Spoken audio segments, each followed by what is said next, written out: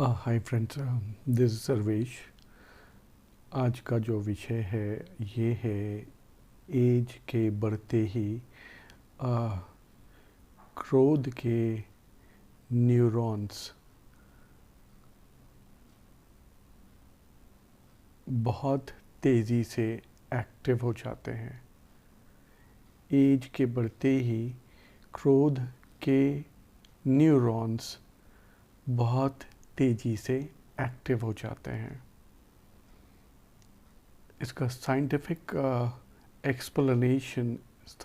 Explanation बहुत ही different है, पर जो इसे मैंने प्रैक्टिकल ऑब्जर्वेशन में तजुर्बा किया है और ये बहुत ही अलग है। एज में आप अक्सर देखेंगे कि लोगों में क्रोध बहुत ही अधिक आता है। हम आम रूप से सामान्य रूप से ये कहते हुए पाए जाते हैं कि उम्र बढ़ गई है और इसमें क्रोध ज़्यादा आता है, पर फैक्ट एग्जैक्टली ये नहीं है कि उम्र बढ़ गई है क्रोध इसलिए आता है। क्रोध आने की वजह उम्र के बढ़ने से नहीं होती है।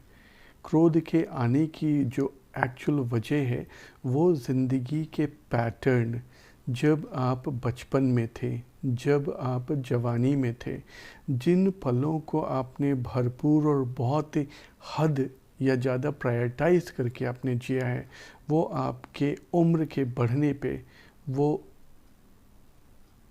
क्वालिटीज़, वो हैबिट्स डबल दिखेंगी।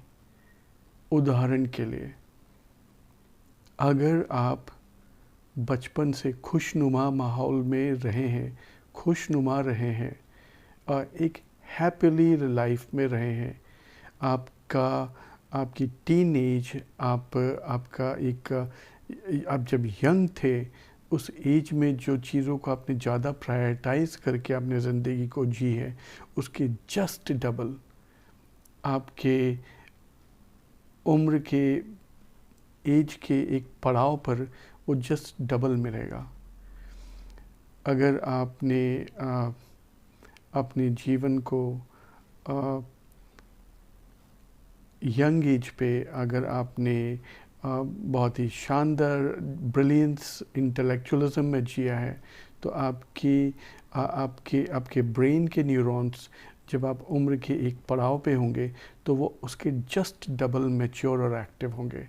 अगर आपने अपनी जवानी चिड़चिड़ेपन क्रोध में जिया है जवानी, तो आपका जो उम्र बढ़ेगी तो आप उसमें जस्ट डबल चिड़चिड़े, एंगर में और कंफ्यूज जिएंगे।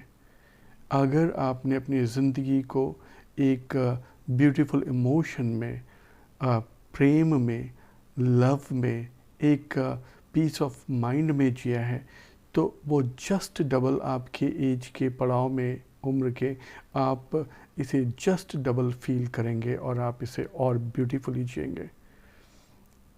और अगर आपने अपनी यंग एज की लाइफ में आपने लाइफ को लड़ाई झगड़ों में और आपने क्राइसिस में जिया है, तो आप इस चीज़ को अपने एज के एक पड़ाव पर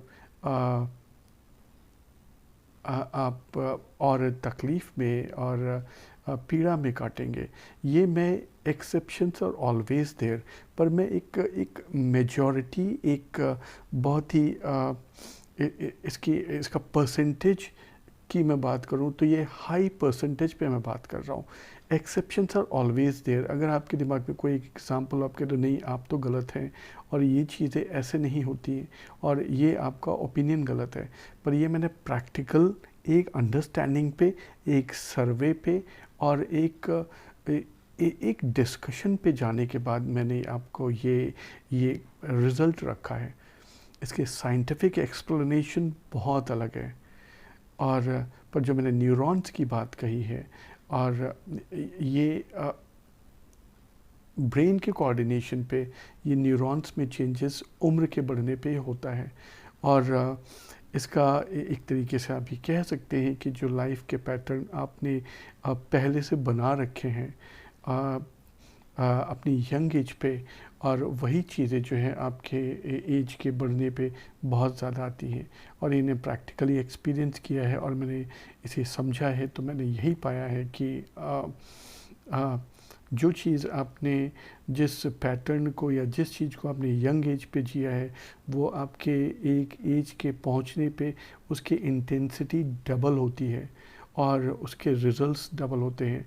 तो मैसेज मेरा यही है कि आप लाइफ में उन चीज़ों को प्रायोरिटाइज़ करें अपनी यंग एज पे कि जो कि ब्यूटीफुल हो, जो कि अच्छी हो, और बिल्कुल सेम वो चीज़ आगे अ, आपको प्रोसीड करेंगी, आपको आगे मिलेंगी, मूव करेंगी फर्दर लाइफ में, जस्ट डबल।